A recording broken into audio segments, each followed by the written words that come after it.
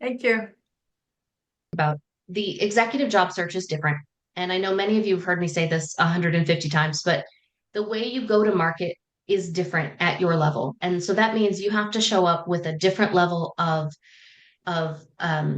information, with a different set of assets, your executive resume, your LinkedIn profile, your search strategy, how you go to market, the channels you go to market are all going to be different. And so to do that, AI is not the right choice to write your resume or to write your LinkedIn profile because it's not going to differentiate you. And a unique value in the market is incredibly important. But that doesn't mean we can't use AI in a lot of ways to enhance our search and to enhance our career narrative and help us get focused on all of these other things. So I think a lot of people think, oh, ChatGPT can write my resume. And that's not what we're doing today, but we are going to leverage these tools to help advance our search. Um, and I'm going to let Norma take it over and talk about some of the ways we're gonna show you how you can leverage AI for your search, and then we're going to do some demonstrations of some of these things throughout the call. We're not going to demonstrate everything because we won't have time, but I do want to demonstrate some so that everyone has an idea of what it looks like. Great. Thanks, Debra. One of the things that I learned a couple, maybe 3 years ago, was that this tool existed that we could use to do more research. I never dreamed that it would make my life so much easier as time went by, and that it keeps changing, and that it would be so useful to do job searches, to identify what people want to do, to get into skills that they may need to identify challenges in the industry. Essentially, anything that you wanted to ask Google before, now you can get through these tools and then some, because it's going to give you more information that you ever thought you needed. And also, these tools allow you to compare answers so that you make sure that you validate what you're getting, because sometimes they tend to hallucinate or make up information just to please you. So you want to make sure that you check, especially when you're getting into the research about companies. And those are that's one of the things that we're going to be talking about later. But really, it spans everything from, okay, I don't know what I want to do next. Let's start getting into what you like. And I start interviewing my clients and getting information about what they don't like, the culture, the skills. Oh, I don't want to even look that way. I didn't like that. And after I get all that information, placing it into one of the tools and saying, suggest job titles at this level for someone with these skills, it gives you ideas for what you could be looking for when you start your search. And that's just one of the many choices that we have available. Yeah, and that getting clear in your focus is so incredibly important. And this is not just related to AI, but in general, a really clear focus of your ideal next role, the kind of company you wanna work for, size, location, go to market, all of that stuff, ownership structure, all of that really helps you build a strong, unique value proposition. And that a hyper focus will perform better in the market, right? Because everyone is hiring a specialist right now. No one's looking for a generalist. And so even though you can do a lot of different things in your next role, we really need to be telling a very narrow story. Yeah, And before and we you move don't on, I'd love to know how some of you are using AI in your search right now. Is there anything, any tools, any prompts that you're using to help advance your search already or that you found to be helpful? Or are you, haven't touched it yet and are looking for a 101 level conversation? Because either way, you'll get something out of this. and while you're thinking, you don't have to do all those things that you want to do at the same time. You can do them later. 101 level. Okay, we got someone. Oh, potential companies. Perfect, Wendy. We're going to dig into that too. Yeah. Brand development based on totality Oh, of discussions. perfect. Great. Oh, great. Yeah. Using it for keywords. Thank you letters. Oh, love that. Yep. Wonderful. Okay, great. So you guys are all using it in great ways already, which is really helpful. And so, some of the other things that we are going to cover in this conversation, is that just know that the landscape changes daily, right? For AI. And so there's new tools coming out all the time.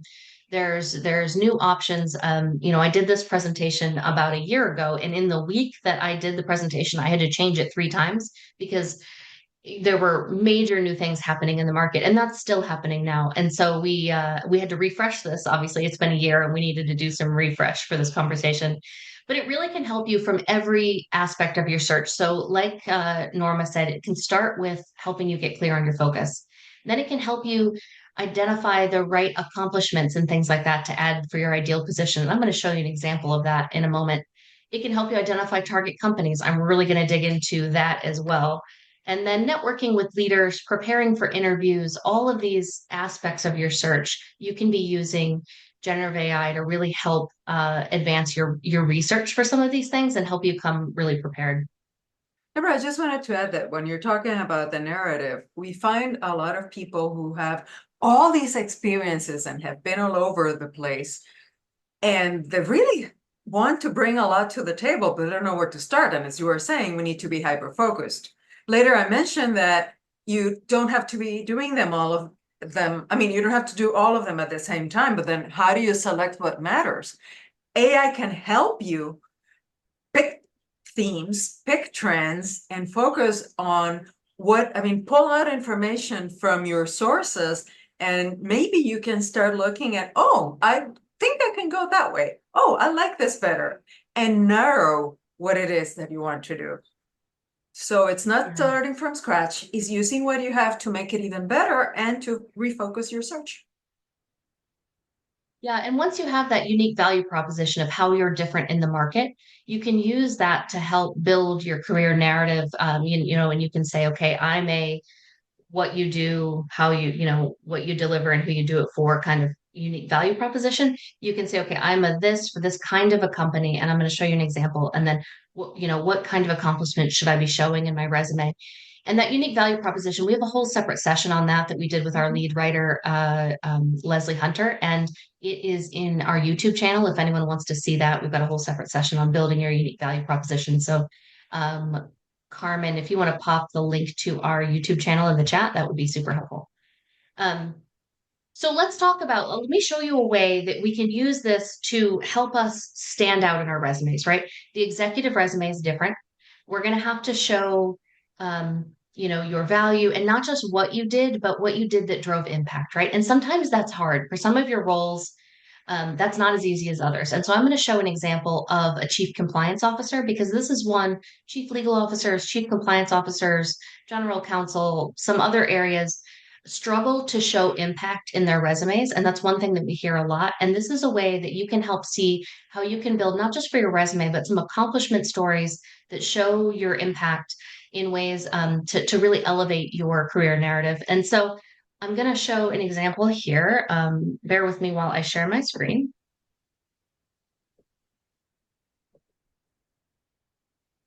We can see it. And remember that if you're relatively new to ChatGPT, and I use ChatGPT because it's what's comfortable for me. It's what I use most. Now, Norma can certainly talk about Perplexity, Gemini. I know she likes them better. We're just using what I'm comfortable with, but this same model works for all. So use this for other systems. And actually, before I get started talking about this, Norma, why don't you chat a little bit about the differences? Yes, definitely. I like Perplexity better because it gives me the research sources, and it allows me to go back and find out where it is that they got the information from.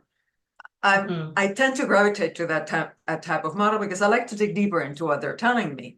I like Claude because it helps me to rewrite things and gives me options to how to rephrase something for a particular audience. Because the wonderful thing about these tools is that you place your information in context and you can identify to whom you want to speak.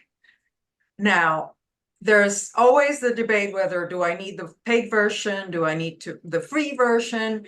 Free versions are pretty good. I use Claude free. It limits how much I can feed it or how much I can use it.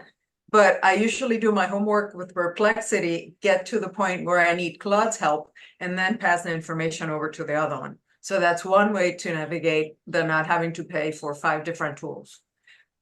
ChatGPT That's a tends really to great be idea. kind of wordy. Thanks. Yeah, when you Yes. look at Claude, Gemini, Copilot, all of these, and who knows how many are going to come out while we're here, you want to use your I mean, you want to allocate your resources as best you can. Yes, I saw a question about being perplexity here. I use the paid version. I used to use the free version. The paid version goes a little deeper on the answers. And Renee has a question.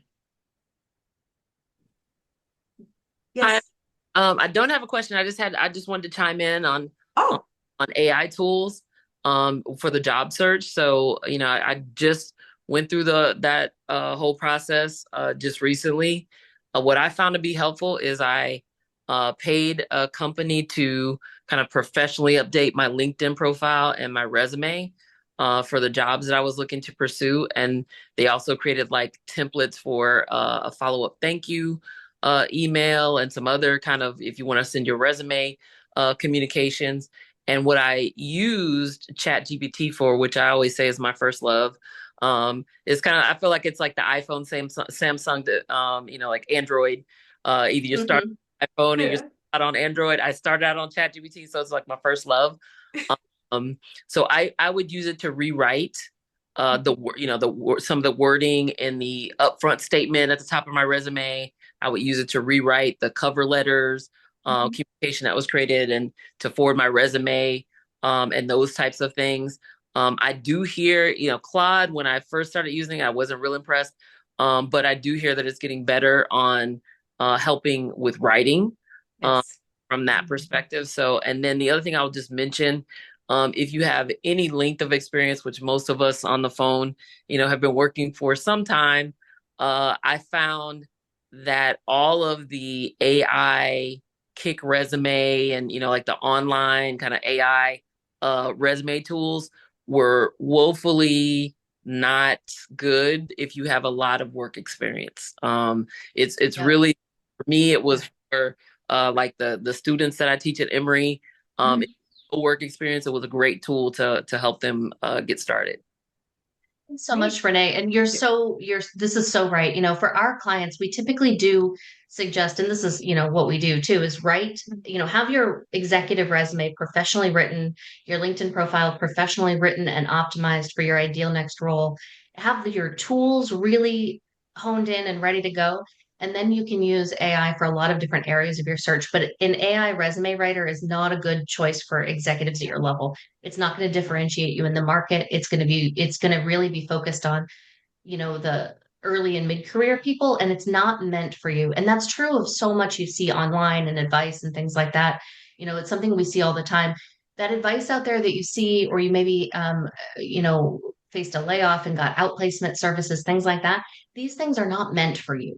They're not meant for the senior leader because the senior leadership job search is different. And so that's why, if anyone's facing a layoff, we do offer outplacement support too for the corporate side, things like that, because what you're seeing out there in the market is not meant for you and it's not going to really help you advance your search. So I appreciate that, Renee.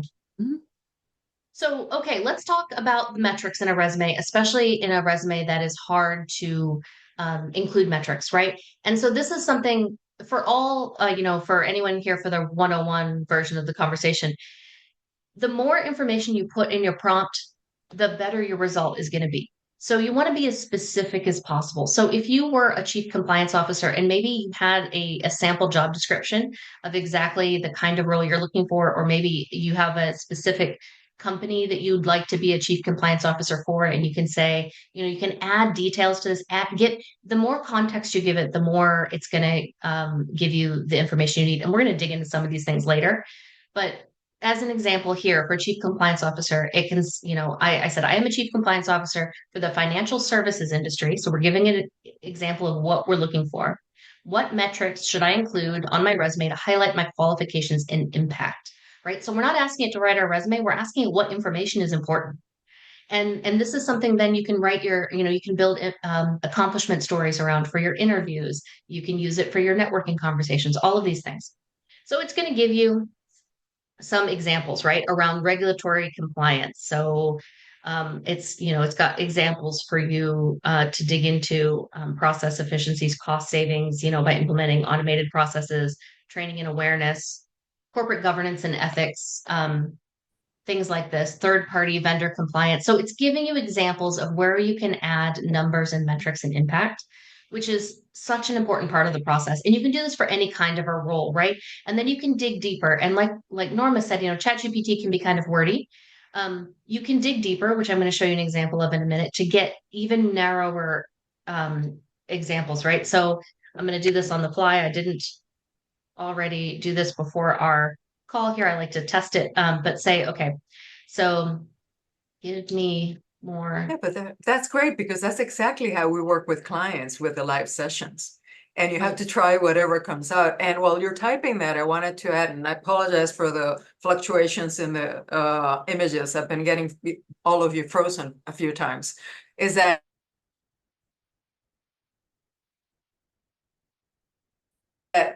people ask me a lot about ChatGPT and Perplexity, and all of them can give you keywords that you can check to see if they're right for you so that your writers can include them on your resume. And it saves you a lot of time. Instead of having to go through 10 job descriptions, it gives them to you right there. Right. Ooh. Absolutely. That's a good point. And then this is giving you, this is asking the same exact question, but we've asked it now because it's following the conversation, right? So now give more examples of how I can show my value in vendor management, right? And now it's giving us more options. So you can dig deeper. This is an option to then, again, this is really narrowing and focusing your messaging and not just having a list of everything you did. Because we need to remember at the C level, the VP level, everyone you're competing against is highly accomplished in their space. So being a compliance leader with 20 years of experience in the financial services industry, not not a differentiator. That's table stakes. Everyone else is, and everyone else does risk management and vendor management and corporate governance and all of these things. So to say that you did them is not enough, but to say how you did them and how it drove impact for the company at large is what's really going to set you apart for these roles. Because otherwise, everyone else at that level does the same things, right? So how are you differentiating in a different way that you maybe didn't have to do earlier in your career?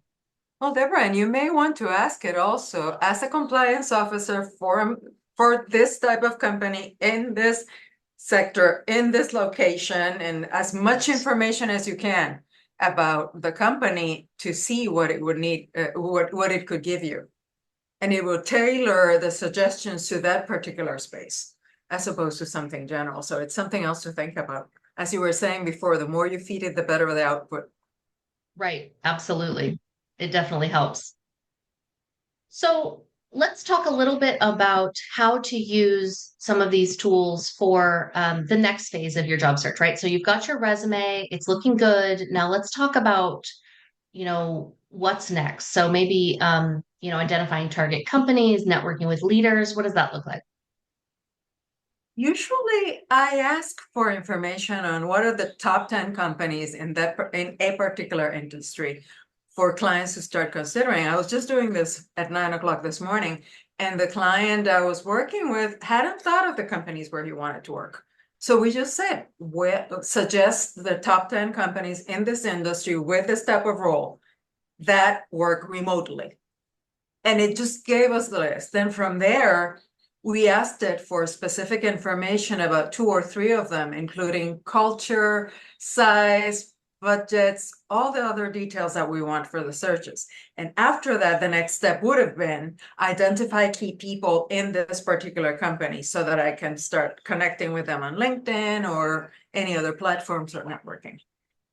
Perfect. So it's drilling down what you want, getting more specific. Yeah, we're going to start wide and we're going to go down, right? It's that upside down triangle of really focusing because and we can talk a lot about this, but and we have videos on YouTube about this, but applying online is not going to be your best way to find a job at the executive level, right? And it's really going to be focused on networking, identifying companies and not opportunities to network into specific companies. And for those of you that are good candidates to work with recruiters, it'd be working with recruiters, right? So it's not necessarily going to be applying to these jobs online. And how are you finding these companies if you don't know the companies, right? Especially if you work in the startup space or some of the things where they're not household names. And so how do you know they're out there? And I'm going to show you 2 options. One is free, one is paid. And it's just a couple of different ways to do this and the information that you get. So I'm going to screen share again, and we're going to go through 2 different ways to do this. Yeah, because once you get the names, then you have to start getting deeper into what it is that they do and all the characteristics that you want to make sure that are a good fit for you.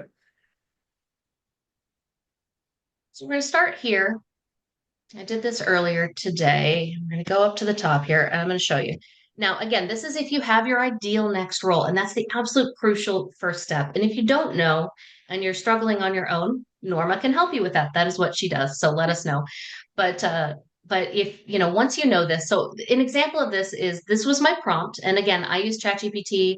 For those of you, I loved Renee's point about Android versus iPhone. I'm an Android user, so I am that person in the group chats. I'm really sorry. Someday I'll switch, but I haven't yet. I'm the Um, iPhone. Right. So list the top 20 ed tech companies by employee count, because say I want to be somewhere where they have more than 1,000 employees. I work better in a larger company, whatever it is. Please include a link to their website and the name of their CEO so that you can do some further research, right? Just the name of the companies isn't necessarily helpful if we don't have some more information along with it, right? So here's the answer it gave me. And again, verify all this. We're not going to be writing a research paper with this content. This is helping us get started with options, right? We're not going to get quoted in the New York Times with this content. This is to help us with research, but it's going to give us the company names. Now, I just asked EdTech. I didn't give it a specific kind of EdTech company, and obviously that's a hugely growing industry. So there's a lot of different options. I'm a big Duolingo user. I'm like 575 days in. And I'm pretty much, if anyone else is a Duolingo user, I have that long of a Yes. streak because I don't want Duo to kidnap my family. If anyone else is a user, you'll understand that. So here's the options, right? Now, say I look through these and I say, okay, well, Power School doesn't make sense for me. Better Up isn't really the right choice, but oh, Articulate, I know that company. And Wow. they are right in the market I'd like to be in. So, okay, so now we'll say, okay, this was helpful. Thank you. I want the robots to remember that I was really polite and helpful when they take over. So I try to be polite with ChatGPT. Now, please list the same details for the top 10 competitors of Articulate. Okay, so I liked Articulate in the list. Who else are their competitors? But I don't have to tell it all the stuff I already told it. I want that same info, but competitors of Articulate. And now I've got a list of 10 new companies. I also have their employee numbers, right? So there's only one that's over 1,000 employees, but it still gives me an idea. And you can go on and on from there. So Debra, this is one option. oops. Oh, Debra, yeah, go I ahead. just want to jump in. Sorry that I sort of cut you off, but I like how, oh, thank you. I like that you're setting it up on as in the table format. In some of the tools, you may have to ask it to present on this format. And it makes life a lot easier, and especially when you get to where probably you're going next, comparing companies, it's a lot easier to have the table format. Yes, and this is in the free version of ChatGPT. Now we do have paid version as well, because I use ChatGPT a ton, so for a lot of different things, and so I do have the paid version. Um, but uh, but there's a lot of different options. So now I'm going to show you a paid option to use Crunchbase data. Crunchbase has an AI tool. Now, you don't have to have the AI tool. You can do the same search without their AI tool, but I find it easier. So we're going to hop into Crunchbase. And has anyone used Crunchbase for their search before? And I asked, but I can't actually see the chat anymore. So I um, can't either. let me know. But in Crunchbase, this is paid. It's about $300-ish a year. But if you're doing a real strategic search where you're trying to hit the ground running, this is a decent investment because of the information that you get. And we're going to show an example. So this is the homepage. And what it does is it allows you to build lists of companies based on whatever your criteria is. And then it drills down further and further and further into, you can see, the whole leadership team. You can see information uh, about their competitors. You can see when they were most recently funded, especially if you work in the startup space, all of these options. So I'm going to show an example, and we're going to do ed tech again. So, but again, the more specific you are, the better your results are going to be, even in Crunchbase. So I'm going to say ed tech companies with more than 1,000 employees and completed a funding round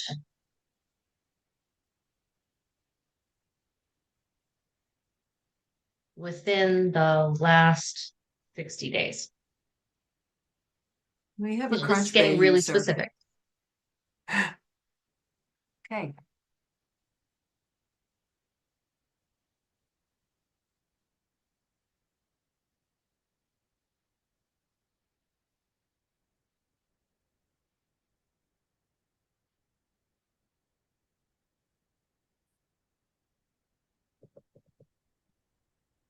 Now we're going to say view and search page.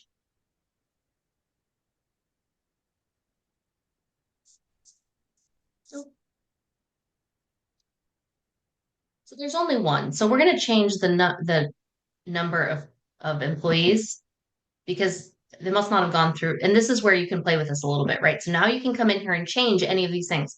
You can do headquarter locations. You can do more about the industry. You can, maybe they were founded, all of these options, right? We're going to say 500 employees.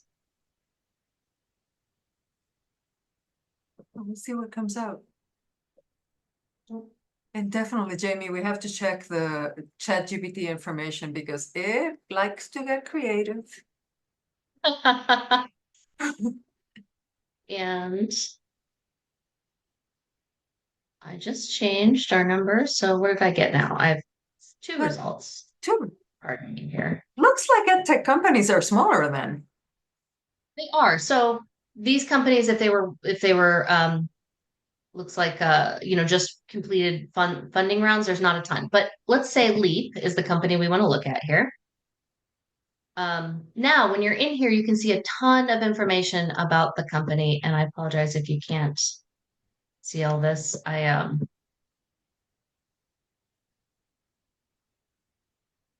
Okay. So funding summary, you can see when they, just completed rounds, you can see their key people, you can see information about their financials, their trending, whether they're growing, their they've got an IPO prediction in here, company funding, people. You can also see 7 of their profiles of people that work there, their employee profiles. So you can see co-founders, all of this information. And you can drill down to learn more about how to then connect with them, right? Their press. Okay, their latest press was in November, all of these things.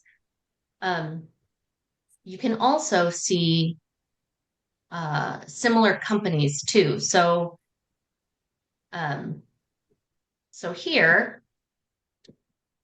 you can see similar companies to this profile. So whatever it is about them that you like, then you can see, okay, now what are all the similar companies to this? And there's a lot of different criteria that similar companies could be on, but it gives you more information now about all of these other options. And so you can see where these are, where they're located, number of employees, things like that. And you can drill down and down and down and down. And so it opens you up to a whole world of opportunities that you may not have known because you don't know what companies are out there. So there's a ton of different ways, you can search by PE owned, privately owned, publicly held, all of these different options. And again, if you've got the clear focus, then building a list of companies is a lot easier. And then it gives you the list of people to reach out to and on and on. The other thing is I forgot to show you on ChatGPT here. We can also then I asked it, say I want to dig into ClickLearn, which was another competitor to Articulate, and I can say, who's the leadership team? And then it gives me all of the people. Again, you want to verify this on LinkedIn to see if they're still there, but it gives you an idea of all the people in the leadership team and who you may want to reach out to next. So I know I'm jumping around a little bit, but is this landing with people? How does this feel? Does this feel helpful?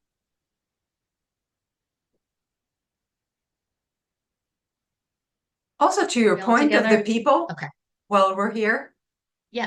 you can start following people, you can start identifying trends, and you can start identifying those challenges that you're going to be handling if you accept such a position. So you want to be prepared for that.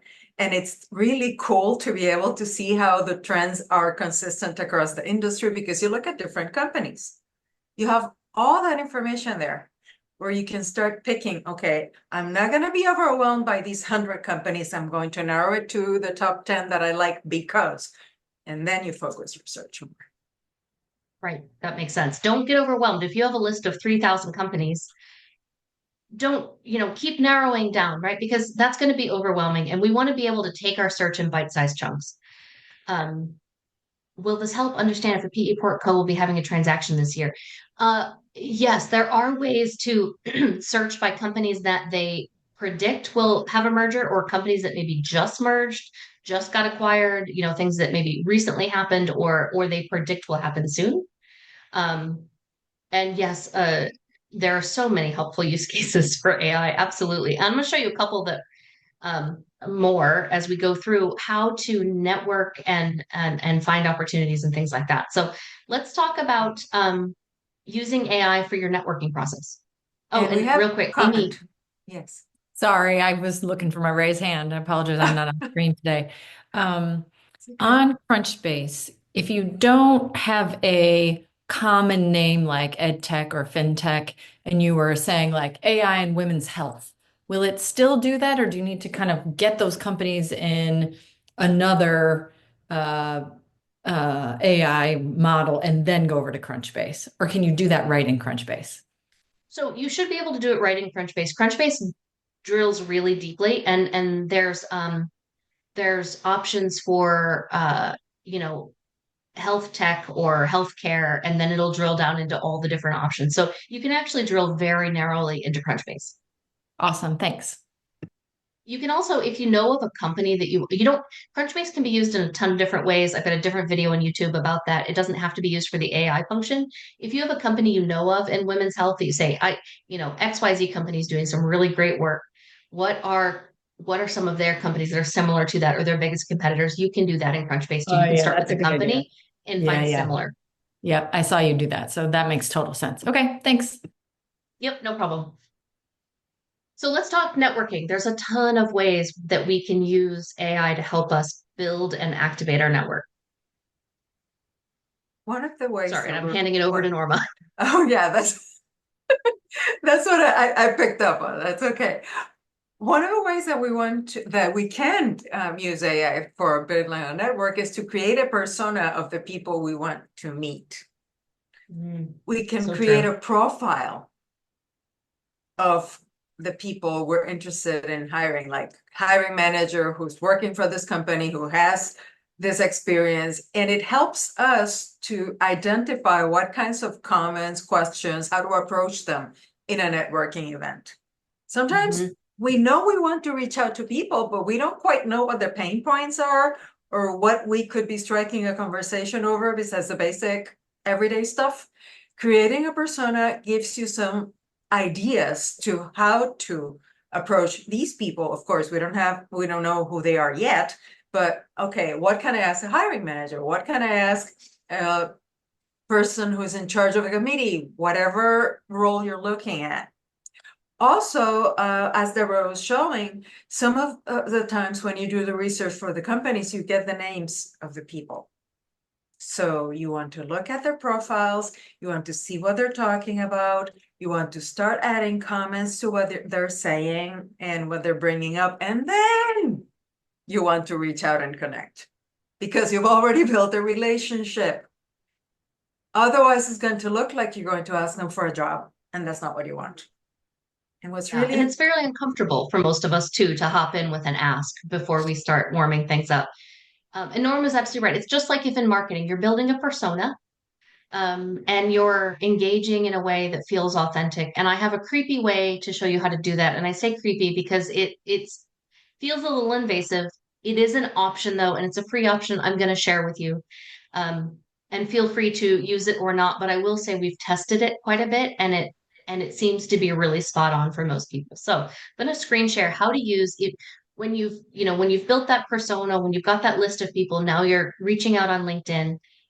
It's a plugin to LinkedIn that will help you find ways to engage with specific people. So there's a free version. There is a paid version as well. I think the free version gives you up to 20 searches a month or something.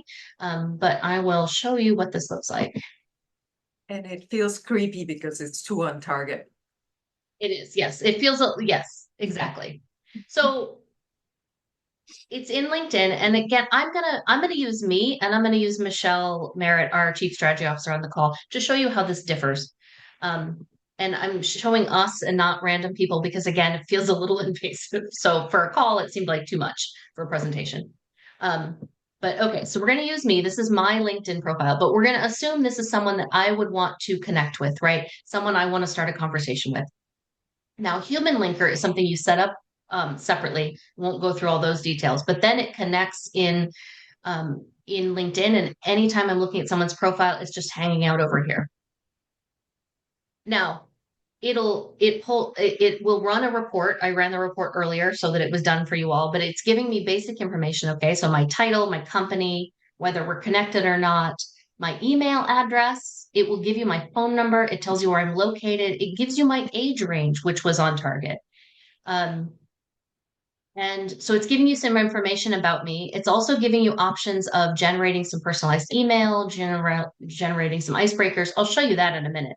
But it's also going to give you a little bit of information about my personality so that you understand how best to connect with me.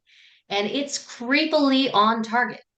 And so, it's going to show you, okay, here's a little bit about my personality. You can see my full disc profile if you want to get wild and crazy. And then engagement tips. So if you do this, it's going to say, okay, how are you going to organize a meeting with Debra? How would you do a follow-up with Debra? All of this information. But then back at the top, back to the profile. So now that you know a little bit about my personality, things like that, you can say, okay, what are some icebreakers? Generate an icebreaker. And it's going to give you some information based on my last posts on LinkedIn. I saw your insight on leveraging AI for executive job seekers are spot on, blah, blah, blah, blah, blah. Like it's giving you information to then connect with me, right? Now, you can certainly take this content, warm it up, make it more you, things like that. But it allows you it's a jumping off point for you to start making connections. Creepily on target. But it is helpful as you're starting to make connections with people. It also even talks about how to connect with me, show humor, be personable, don't be too negative, which is a trigger for me. And so it was really interesting that it was so incredibly on point.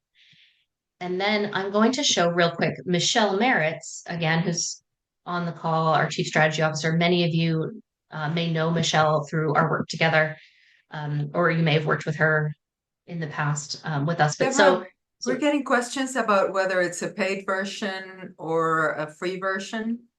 This is a free version. So this is completely free for 20 searches a month, I think is what it used to be anyway. But I do not pay for Human Linker. This all comes in the free version. Okay. So for Michelle, shows her title, shows her email address, her job, a general age range, her personality. She's a motivator, strong personality, enthusiastic. All of these are incredibly true about Michelle. I love this. Engagement tips. You can see, write in a casual tone, make your email fun, things like that. If you're going to send an email, avoid speaking in a pessimistic tone. All of these things are just incredibly true for Michelle as well. So it kind of gives you an idea of it's not the same for everyone. It is really different. Now it works better for people who are active too on LinkedIn or active out in the world. And so for Michelle and I, we are very active on LinkedIn. Michelle's the top voice. And so there's a lot of things for Human Linker to draw from.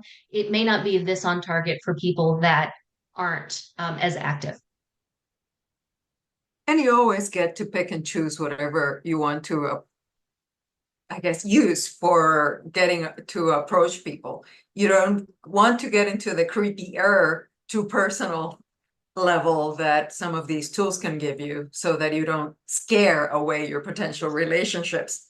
But there are some basics there that you can get to icebreakers or suggestions even for like the emails and thank you notes. That's safe. Yeah. As And you in the build a icebreakers, if you have anything in common, common Exactly. alma mater, you worked at the same place, you have some common people, it'll show you that too. Yeah, I wouldn't go into, oh, we share the same disc profile. What? Where did you get that from? I That would saw be your kid just moved to Atlanta. Like it's just creepy, right? Don't get too Yeah. personal. Yeah. Stay high level as you're getting started. But that's an example of a way that you can use this in your networking. Again, use it at your discretion. I do have the plugin. I don't use it a ton. I really only use it for demonstrations, but if you're in the middle of a job search, it can be helpful, especially if you're an introvert or that I think someone said in the comments, that icebreaker is hard to make. Sometimes it can make that easier. Yeah, especially if you can ask a question that, of course, positions you as the intelligent person you are, and that is something that interests this other person. Right. Right. And so, so the last thing I really want to show everyone that we can talk about, and I know we can really dig into a lot of these areas all day long. From networking, we can ask ChatGPT to list the conferences for your specific function or industry, and then narrow down into, okay, conferences held in your state and maybe in your city, right? And narrow it down. There's different ways you can ask it for professional organizations you should be a part of. There's an unending way that you can start using AI to build lists and find places you should be plugging into to build and activate your network. But I know we're coming close on time, and I do want to have a little bit of time to answer questions. And so I'm going to show you one more example that you can use for the one of the final stages of your job search, which will be your interview. You can certainly use AI to build lists of questions that you should be thinking about answering for your different function. But you can also get really hyper specific if you're applying for a company that is very well known or interviewing with someone who has a strong profile online or has a lot of media about them or something like that. Then you can even drill down into saying, I'm interviewing for XYZ position at XYZ company with XYZ person. What is most important to cover during that conversation? Now, again, if you don't have all that information or if it's not necessarily relevant to you, you have to include it. But the more specific you get, the more specific your answers are. And I'm going to show you an example of this because I did it for me, and so and for our company to give you an example. And we're a small company, right? We're a boutique agency. There's 15 of us, but we're well known in our market, and so that's why we do have, we were able to pull a profile together for this.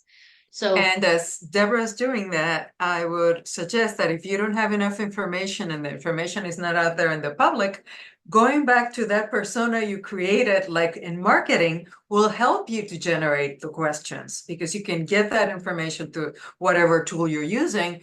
And based on this profile, what kinds of questions can I expect so you can prepare for? And what kinds of questions should I be asking at the end of the interview or whenever? Because that's what's going to probably be useful for this person and to create the interest in me. that's such a great point. I mean, the questions that we ask during the interview is so important. And it's that example of show, don't tell, right? We can tell people we're an expert in XYZ, but you really show them you're an expert by asking thoughtful questions that make them think. So that is such an important distinction, Norma, and we should be going into every interview with some thoughtful questions. So, okay, this was my prompt. I'm preparing to interview for a senior level strategy role with Debra Boggs at D&S Executive Career Management. What is most important to her and what should I focus on in the interview? And friends, I can't tell you how perfect the answer was. I could not have written the answer better myself, and I am Debra Boggs. So it also is creepy, but it was incredibly helpful. So yeah, but it's really based on what's out there because I'm not seeing anything that's not public knowledge. Right, It's exactly. just It put is together in a different way. Exactly. It's all public knowledge. I'm a very public person, but it's pulling everything together to shorten your time in the research, right? You don't have to find every Yes. public profile and media mention and interview I've done, right? It's all in one place about what's most important to me. So, delivering measurable results for executive clients, what we do. And then, so be prepared with metrics, absolutely true. Share insights on market trends affecting job seekers, board placements. That's absolutely true. We really focus on people who understand what's happening now and next and not based on deep background of historical knowledge. That doesn't matter anymore because the job market's changing every day. Executive client experience and differentiation, so incredibly true. It even helps you to customize your resume for a position with D&S because it Right, tells you what she's going to absolutely. be looking for. And then I thought it was really interesting. It has D&S likely wants to expand its corporate outplacement services. This is absolutely true. It's one of the things we're really focused on right now. And here it is in here, right? Leadership. Debra values collaborative leadership and will likely be looking for someone who seamlessly integrate into the executive team. This is absolutely true. So again, I'm showing you all this because this is something that you can use in your own search to really show up in the interview prepared and then actually position yourself as the obvious choice for the next role. And I it was does it a actually- lot faster than it used to be. Right. Yes. I mean, this pulled it together. That whole prompt came out in 15 seconds. Yep. And it can And it save would've you taken- countless hours preparing by searching Google for, what DNS is up to and blah, blah, blah, blah, blah.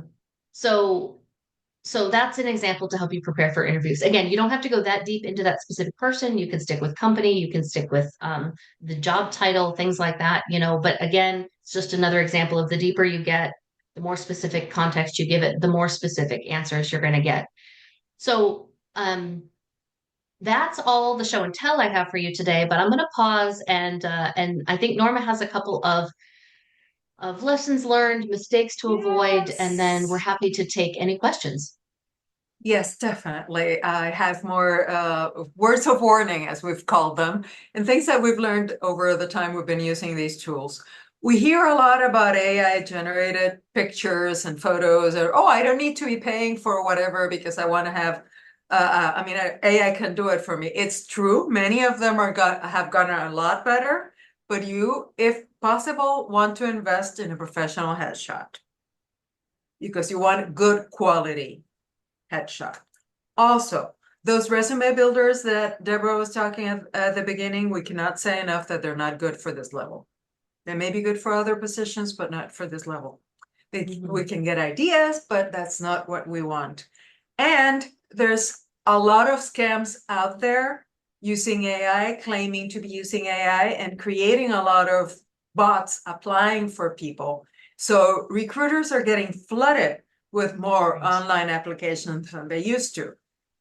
Again, another opportunity for you to go and meet in person, to build those relationships with real people as opposed to only doing it online. Really, it's about being focused and checking where you go into, and that's why you have to cross-validate the information and make sure you're not getting into something that looks too good to be true, because it probably is. Right. This is so true. And that whole point about AI, those AI job applications flooding the market, it's making it harder for everyone to get seen. And it's honestly, again, not appropriate at your level. Your job search is different. So, And you we're here can't just to put it out there. Oh, sorry. Yeah, I was just gonna say that since we're talking about tools and writing and jumping into the fact that we do rewrite resumes and we do prepare those career documents for whoever needs them and whenever. We have the people who can use the tools, but the most important is that you know where you're going and you know what you want to do. We can take care of everything else. 100%. That is such an important part of the process to make everything easier. Questions in the chat about AI headshots. Okay, here's the fun thing about AI headshots. I tested them about a year ago pretty extensively, and there were some that were good, there were some that were bad, there were some that actually made me black. So that was a whole different conversation. If anyone wants to see those pictures separately, they were hilarious. So about a year ago, I said they're not appropriate for senior leaders. They just didn't look real enough. I will say now they're much better. And so it is an option. There's some Secta AI I really like. There's a couple of others that are low cost. Get a professional headshot when you can. But if you can't, or if there's other issues, that are keeping you from being able to do that at the moment, AI headshots are looking much, much better. The only thing I would suggest is make sure that it looks like you look today, not a glamour shots version of you. As long as it looks like you, then it's great. And that's what's important is we don't want people to meet us in real life and say, oh, I thought you'd be different or different hair color or whatever. But AI headshots are a viable option today, and they're much, much better than they were about a year ago. Oh, Lauren, thanks for sharing. And your headshot looks great. I mean, some you can't even tell anymore. Mine too. Oh, Perfect. Yes, and they all look great. I think they're very different. They used to look very AI, very shiny and perfect, and now they really look like more real humans. yeah, So that's I'm gonna what we pause want. there. Um, we're happy to take any last questions anyone has, but before we do that, two things. I'd love for you all to pop in the chat what tip was meant for you today, what you're going to be able to take away and immediately implement in your own search. We'd love to know what resonated with everyone. Um, and while you're doing that, just another shameless plug about working with our team to help you advance your job search, land your ideal next role, the highest compensation possible. Reach out to Carmen Poff on our team to learn about how we can help at any stage of your job search, choosing the direction, creating that executive resume, optimizing your LinkedIn profile, building your job search strategy, which for anyone who signs on with us to do a package, we're offering a free job search strategy session with Norma to dig into your unique strategy, what channels make sense, how to open doors, all of that. So reach out to Carmen and let's see, Crunchbase and Human Linker were both helpful. Good to know. Um, Yeah, we're getting a lot on the research part too. Yeah, I And getting specific questions around company profiles, absolutely. Creating the mhm. unique value prop. Okay, so there's a separate video, Andrea, in YouTube about all about the unique value proposition. It'll really help you. And then I'm doing that live. We're doing a workshop live at Chief next Monday in New York on building your unique value proposition. So if anyone's in New York, I'd love to meet you in person. Michelle and I will be there. All right. Does anyone have any final questions before we sign off? I put my LinkedIn profile link on the chat in case somebody wants to reach out because I'd love to connect with all of you. So, be great. Yeah, human Perfect. Well, thank linker. you. Yes. Human Linker it's helpful and free and weird, but helpful. Thank you so much for any of you that don't already follow me and Norma Michelle Merritt on LinkedIn. Make sure to. We share a ton of content daily on the executive job search. Thanks so much, everyone. Thank you.